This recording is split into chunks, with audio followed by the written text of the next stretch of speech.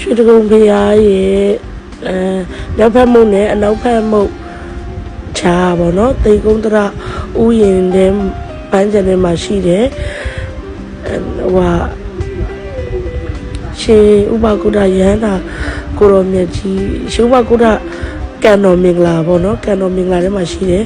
ရွှေငါးလေးတွေကိုဒီနေ့ငါးစားသွားကျွေးတာဖြစ်ပါတယ်ရွှေငါးလေးတွေအများကြီးပဲတော်တော်လေးများတယ်ရှင်ရွှေငါးလေးတွေအများကြီးပဲလှတယ်ပြီးတော့လည်းရွှေစားတွေကလည်းအကြီးတွေရောအသေးတွေရောစုံနေရပဲအဖြူတွေရောရွှေရောင်လေးတွေရောအနီလေးတွေရောစုံနေရပဲအရန်လှတာပဲရှင်နောက်ပြီးတော့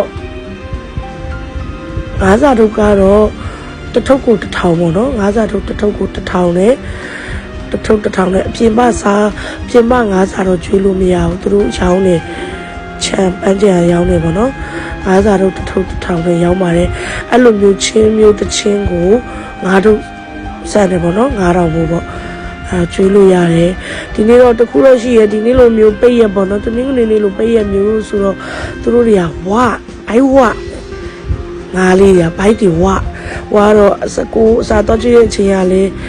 ညနေဘက်ဆိုတော့သူတို့နည်းနည်းတော့ဘိုက်ဝနေပြီပေါ့ဒီနေ့ကလာကျွေးထားတဲ့သူတွေရှိတာဆိုတော့ဘိုက်ဝနေတော့တိတ်တော့မစားဘူးဟိုဘက်ချမ်းဒီဘက်ချမ်းငါလေးတွေကတော့စားဒီဘက်ချမ်းမှာတော့ပုံများတယ်ငါးတွေစုံနေရပဲရှင်တော်လာတာငါလေးတွေလေတော်လာတာစုံနေရပဲရွှေလုံးဖျားပန်းချံအားလုံးတစ်ခါတလေကြာရင်ပေါ့နော်ငါးစာလေးကျွေးပြီးတော့စိတ်ပန်းဖြည့်ခြင်းလဲဆိုလို့ရှိရင်သွားလို့ရပါဘောနော်ရွှေကုံဖျားကြီးရဲ့ရွှေကုံဖျားကြီးရဲ့တိတ်ကုန်းတရပန်းချံမြောက်ဖက်မုံနဲ့အနောက်ဖက်မုံချာတွေကပန်းချံပေါ့နော်ရှင်ဥပကုဒ္ဒကံတော်မင်္ဂလာတွေကငါးကံပေါ့နော်အဲ့မှာကြည့်ပါဦးရှင်ရမ်းလာတာပဲရွှေငါးလေးတွေကဲရင်ပြီးတစ်ပြင်းလုံးဖွေးနေအောင်လာတကယ်လာတာငါးလေးတွေစားလေးတွေတော့ကျွေးနေစိတ်ပန်းဖြေလို့ရပါတယ်ရှင်